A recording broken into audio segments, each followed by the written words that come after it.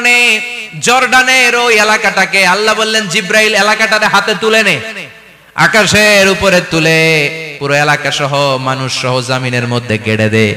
জমিনের নিচের মাটি উপরে নিয়ে গেল কে? উপরের মাটি নিচে নিয়ে গেল কে? পুরো জায়গাটা এখন ডেড সি হয়ে গেছে। কি সি? ডেড সি নাম শুনেন নাই বোধহয়? আজকে শুনে রাখেন, এটারে বলে মৃত সাগর। এটা গজবের জায়গা, ওখানে মানুষও ডুবে না।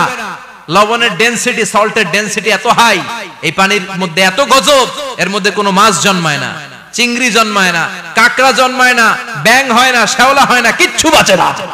এটা গজবের জায়গা। চিল্লায় বলেন ঠিক কিনা? যে আল্লাহ জর্ডানের এলাকাটারে ধ্বংস করে দিল, ওই আল্লাহ আজও আছে না নাই? এই জন্য নিজ দিয়ে তিনি যেমনি আযাব দিতে পারেন, ভূমিকম্প দিতে পারেন, জলোচ্ছ্বাস দিতে পারেন, উপর থেকে তিনি শিলাবৃষ্টি দিতে পারেন কি পারেন না? মাইথের দিয়ে কখনো শিলাবৃষ্টি হয়েছিল? হ্যাঁ, ফসল ক্ষেত শেষ করে দেয় না? ছাগল টাগল মরে যায়। ছাগল যদি ইয়েতে থাকে ক্ষেতের মধ্যে, বড় শিলা মাথায় পড়লে শেষ, মানুষও শেষ, টিনের চালও শেষ। কথা কন। এরপরে আল্লাহ যদি উল্কা বৃষ্টি পাঠায়, উল্কা যদি পড়ে, কই যাবেন? কোথায় যাবেন আপনি? উল্কা চিনেন? মহাশূন্যে বিশাল পাথরের খণ্ড ঘর্ষণ খেয়ে পৃথিবীর ভেতরে ঢুকে যায়।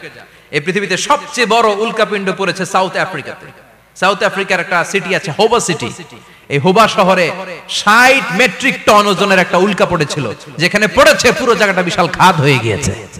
এরকম একটা উল্কা যদি এখানে পড়ে আজকে, বাঁচার উপায় আছে?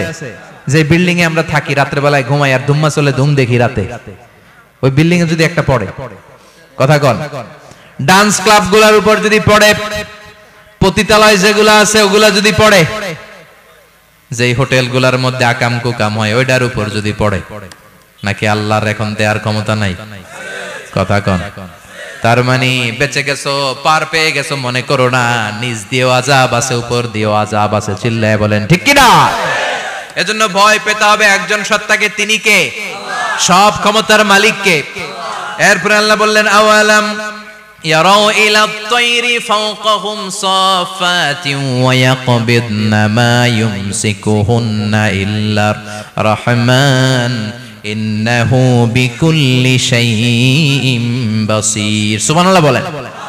আল্লাহ বলেন তোরা নাস্তিক হস কেমন করে? মানুষ নাস্তিক হয় কেমন করে? মানুষ কি মুক্ত বিহঙ্গের দিকে নজর করে তাকায় না? আকাশে মুক্ত বিহঙ্গ নাই? বিহঙ্গ বুঝছেন তো? পাখি। পাখির কথা কোরআনে বললো কে? সুবহানাল্লাহ কইবেন না? ওয়া আরসালা আলাইহিম তায়রান আবাবিল, আবার কাবা ভাঙতে এলে পাঠাওয়া বাবিল। দাও খোদা দাও আমায় আবার উমর দরজ দিল, দাও খোদা দাও আমায় আবার উমর দরজ দিল। সুবহানাল্লাহ পড়েন।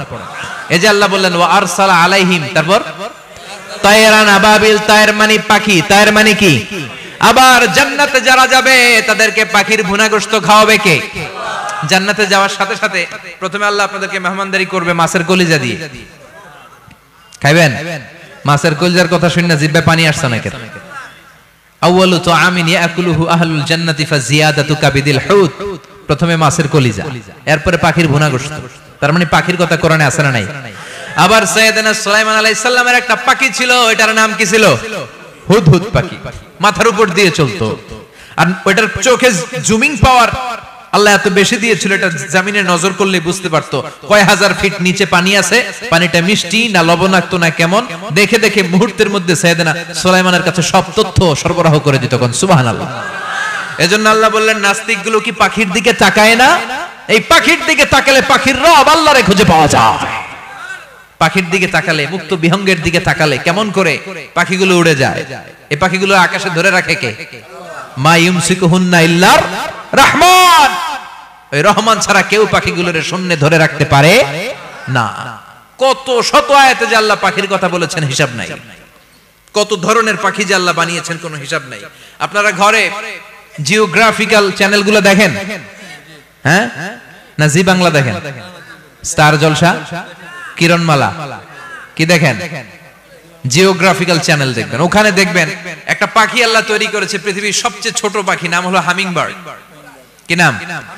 The smallest bird ever in the world, সবচেয়ে ছোট। এটা প্রাপ্তবয়স্কে 3 থেকে 5 ইঞ্চি লম্বা হয়। এটার পূর্ণ যৌবন এটা লম্বা কতদূর? 3 থেকে 5 ইঞ্চি। এটা প্রতি সেকেন্ডে ডানা ঝাপটাতে পারে 80 বার। কয়বার? আমাদের ডানা আছে না 2টা, আপনি আপনার ডানা 1 সেকেন্ডে কয়বার ঝাপটাতে পারবেন? হ্যাঁ, আমি ঝাপটাইলাম, কয়টা হয়েছে 1 সেকেন্ডে?